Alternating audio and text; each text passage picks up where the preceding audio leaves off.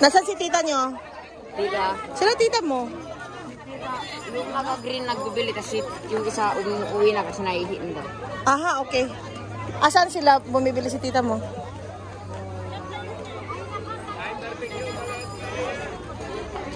Ayun, nandito na. Wala.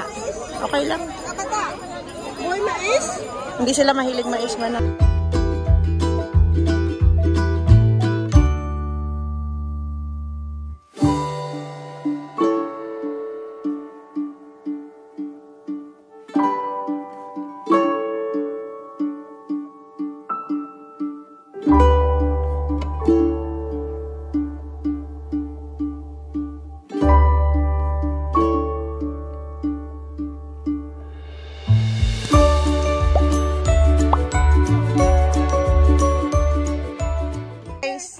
Hello guys, where are you going? Mama.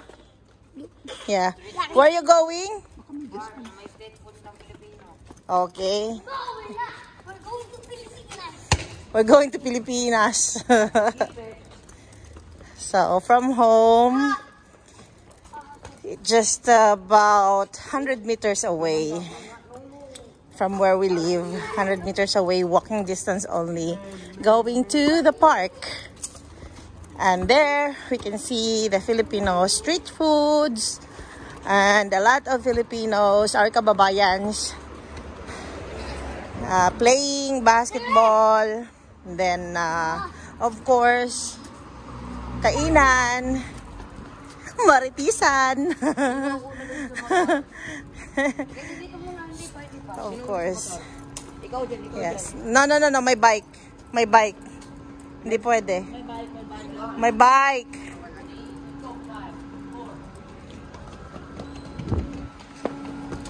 Madapa. Madapa.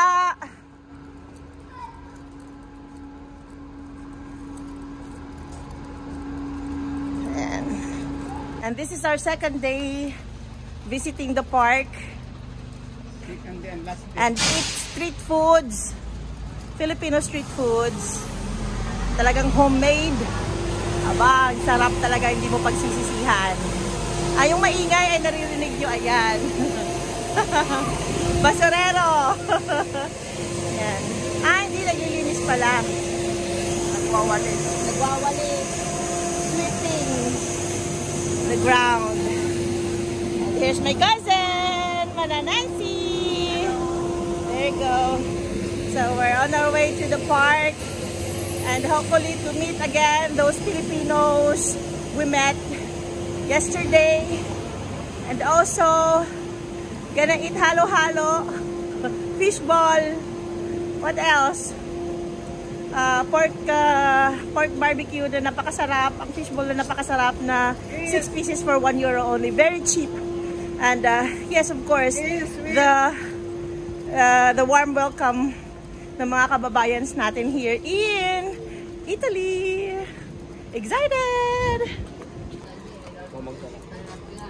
And we are almost approaching. Here we are. Almost there. And also we're gonna meet my cousin also is here. Do you have a cousin? She's been waiting for us for about 15 minutes already. Do you have a cousin? And Can I see him? that's not good. I guess he's good. Yeah. There you go. Our kababayans. Balance. Ayun si Manamalo. Ayun oh, sa dulo. Bulating ko. Sabi mo, Ate Malu! Tita Malu! Bulating ko.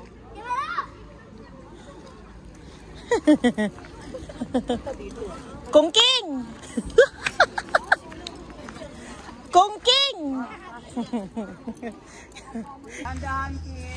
Yeah, so as I've said, here in Italy, it's illegal. Kakain ng pansit Midbay. Lisa. Chip cook. Chip cook. Master. Salad master. Salad master. Ayun na, umalis na yung mga pulis. So, yeah, as I've said, here in Italy, it's illegal to sell street foods in the park. But of course, it's possible if you have the license to sell. But of course, there are very few who was granted with this business license. So that's why when there is police, our kababayans is hiding. They don't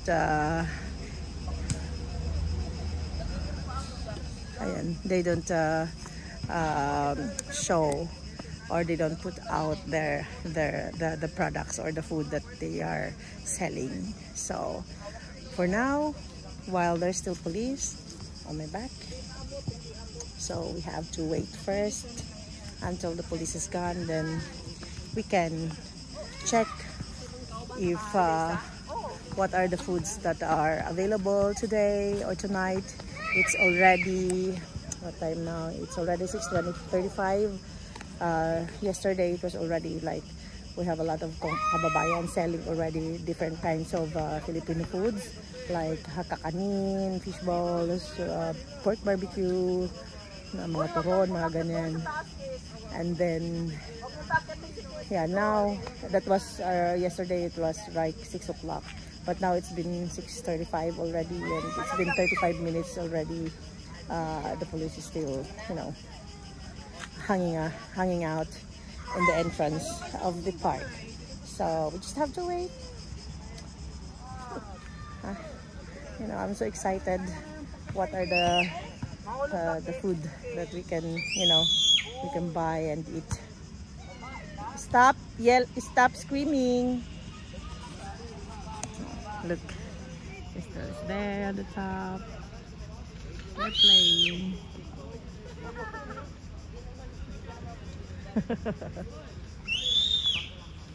And then Manamalo is eating ang kungking kaon ng pansit. Sa sulit daw kumakain sa parkon ng pansit. Pansit. Si Madam Malu and si Madam Nancy. There you go. Ang TikTokerist. Nan is na nueva. TikTokerist. Nan Navarro. Jari sa Finland. Finland. Sa Italia. Patalikod. Milano. Pababa, patalikod. Patalikod. Cooking! Kagwapa o ka-sexy sa cooking! Bless. Eva! Bless! Aray ko! Huh. Ngayon, Ano? busog kami, mga busog. Andito yung ano, yung pansit. Luto kami yung pansit. May tubig yan. Maya na ako na muna mag-ano. Nang kape ako yung gisudo din. Ha? Nagdala kong kape, ito among kape. Kape na. Ang iyang kaping. Oh. Na, tara. Tara. Sige na. Tara. Ay, hilakay. Gusto ba itong mapalit niya? Oo. Mga ano naman yan. Kaon. Bitana ka itong isang kwarto. Naday tao. Hindi, binuksan namin, nagsampay kami, naglaba ako. Last may trabaho. Tara na. Wala. Linggo ngayon, sa Doon, saan kayo? Doon kayo maglalaro uli. Opo. Tigay, Kayo upo pwede kayo tayo dyan. Ako doon. nang Doon tayo. Upo tayo kasi Upo tayo doon. Kakaon si ano. Saan yung urasa mo na yung manin? Ha? Oh. No. No. No. Kin. Please, Kinsley. ayan mo. Malayo yun, malayo. Dali. We're breaking in.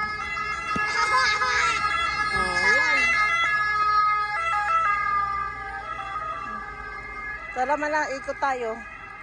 Saan ka nalingkod? Dito. Tayo lingkuran, no? Dito sa gatas. Saan mga bata ko doon? Asan yung street food? Wala pa. Wala pa, mamaya pa. May mga mga pulis pala din, pero walang sa linggo ngayon. Ah! Oh, nagpaligid. Di bali, bukod naman tayo. Ah, na ay pulis. So, bawal talaga pag walang lisensya. Bawal. Bawal, ang may lisensya lang ang pulis. Eh, pero ba't hindi nag-display yung halo-halo? Sila, patago. Di, maaga pa rin. Kasi pala may pulis. Okay. Just sad. Diyan ako nagtago kagabi. Malakas ang ulan sa ilalim. It's just sad.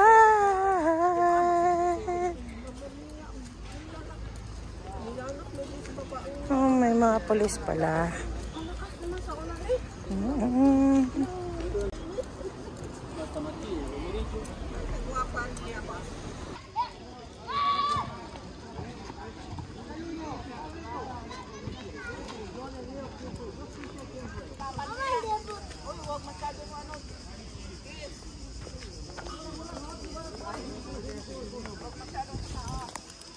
Wait lang.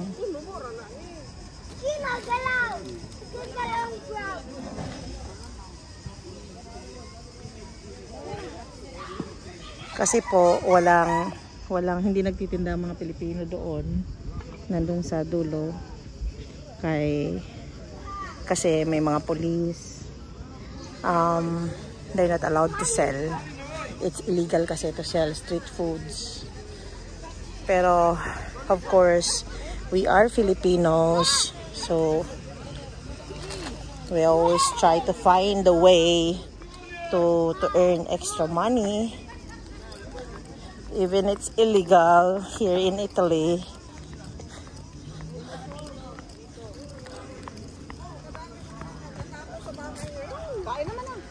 Kain naman lang dito ko. Upo ka dito. Ganun mo nga sa bahay. Ha? Ganun mo nga sa bahay. Ganun ka ba? May tinidor eh. Ha? May tinidor. Tinito.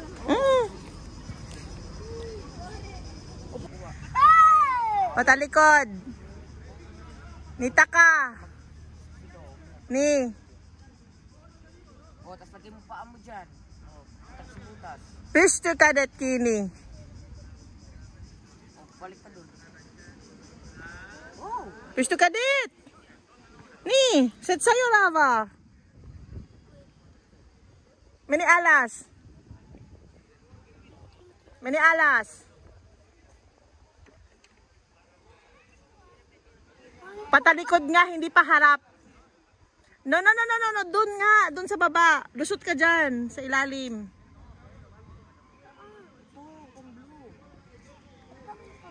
Hindi dyan. Dyan sana. Yan na.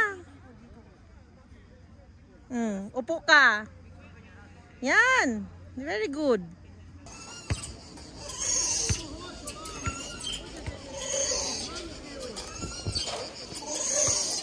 Aba? Aba! Kinsley, kulit ko. Sabi ni Tita Nancy mo, bibigyan daw ng 5 euro pag nakashoot. Ha? Basta pag may nakashoot mo na, 5 euro daw.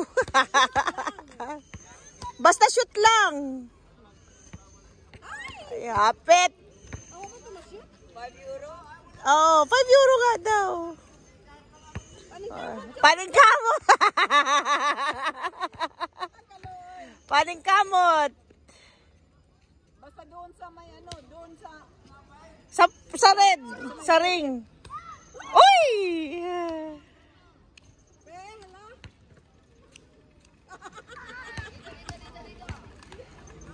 Paning kamote. Uy! Try pa dali. Sayang 5 euro.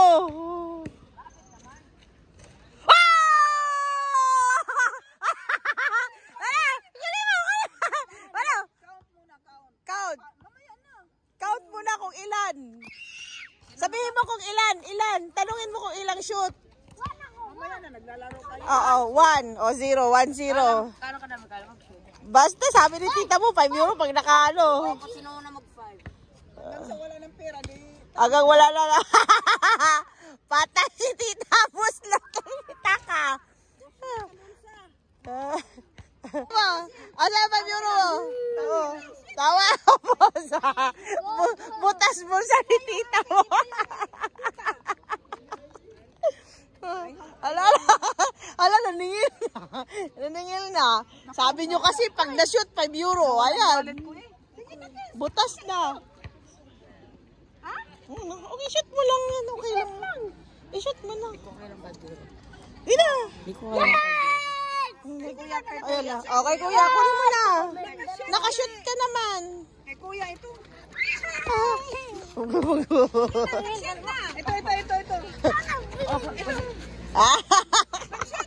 Ayun. Oh, pwede rin shoot isa pa.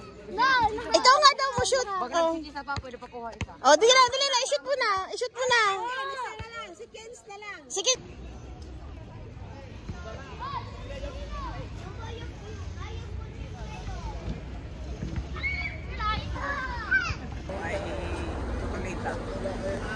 Manila, parang lagi.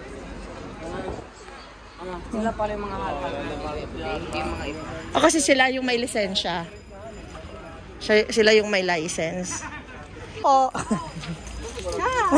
Ciao. Last nyo na ngayon. Nandun kami, naghihintay. Sabi ko saan? Hindi, dito pala. Ha? Oo, meron. Mari ko ha. Ating nga. Wag na po maraming yellow, konti lang. Oh, okay na lang yan. Para paano lang sa uhaw. Sa yellow.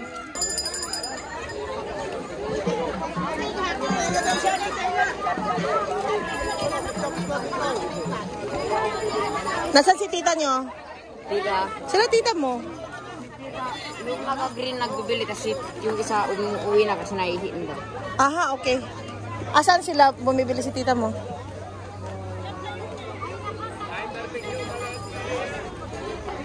Ayun, nandito na.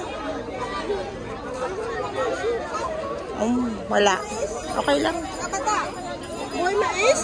Hindi sila mahilig mais man. Ito mga yan.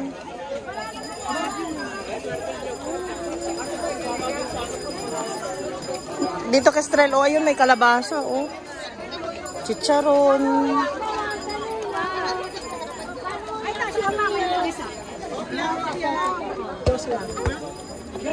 Yung ganisa, siomay. Ano lang.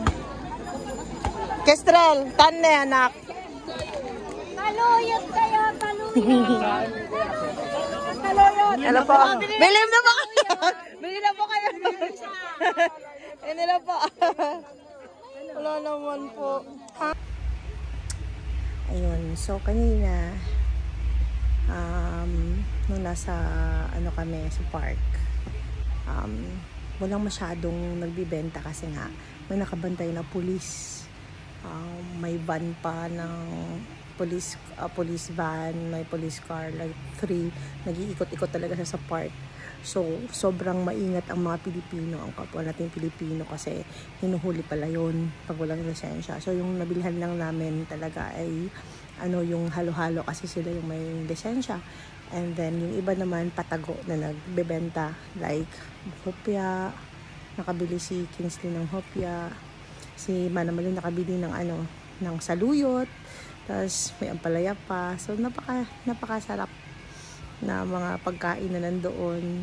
Kung sobrang na-overwhelmed ako. Sobrang sarap ako sa mga pagkain.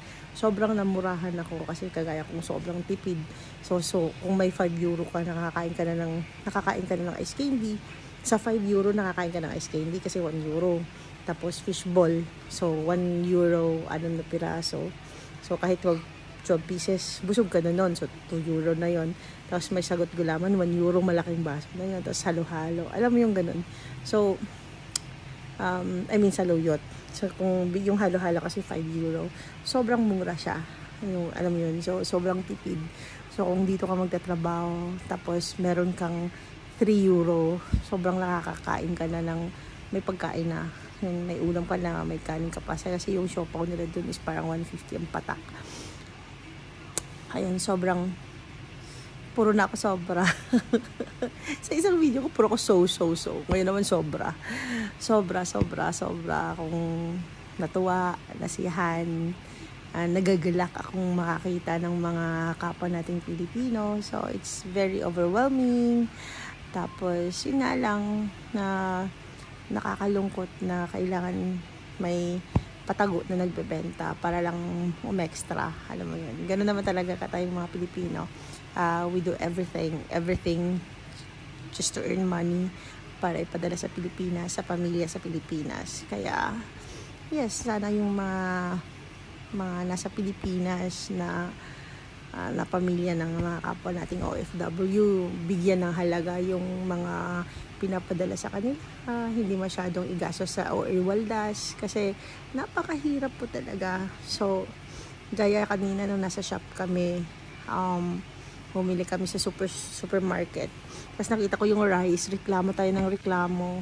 Especially ako, nagre-reklamo ako. Ang mahal naman ng rice, €2.199, 1 kilo. Tapos kanina nung nakita ko, oh my God, sa supermarket nila, 3 something 50, parang 350 yata yun, 59. 500 milligrams lang siya. So sobrang mas mahal talaga. Kaya, ayun, so hindi talaga tayo. Doon ko lang na mas lalo kong na-realize, mas lalo kong tanto na dapat talaga hindi tayo mag-complain, hindi tayo magreklamo kung anong meron tayo. Well, hindi naman ako lagi nagre-reklamo. Yung lagi ko lang reklamo yung mahal ang bilihin sa Finland, which is pala dapat I have to be more grateful kasi nakakabili ng bigas kahit €2. Mura pala yun. Mas mura pala yung bigas sa Finland kaysa dito sa Finland, sa Italy. So, ayun lang. So, hope you like this video, and sa mga kapwa nating Filipino na na-meet ko doon sa park, sa araw-araw na pagpunta doon, maraming salamat sa inyo.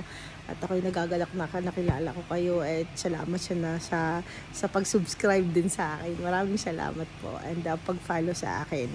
Ayan, thank you so much po, and hopefully to see you soon again. Pag nakabalik kami, pag pinalad uli na makabalik dito sa Milano. So, masaya ako, hindi lang dahil nakakain ako ng mga masasarap na Filipino foods, hindi lang dahil nakakilala ko ng mga new friends and kapwa nating Filipino, kundi sobrang masaya ako dahil we spend good quality time with my relatives here, especially kay Manang Nancy, kay Manang Malo, Manang Ricky, for a very short time. And then si Manang JV naman, sana sa susunod pag hindi na siya malayo sa Milano kasi nasa bakasyon siya na kasama ang employer niya. So nasa isla, so it's like 6 hours to travel by train or by bus. So napakalayo. Hopefully next time magkita kami, and hopefully ayan, mas masaya pag marami kami nagkakatipon-tipon. Ang mga kongking nagtapok dito sa Finland. Okay, it's time to sleep na. Good night. Hiba, wata kay kale.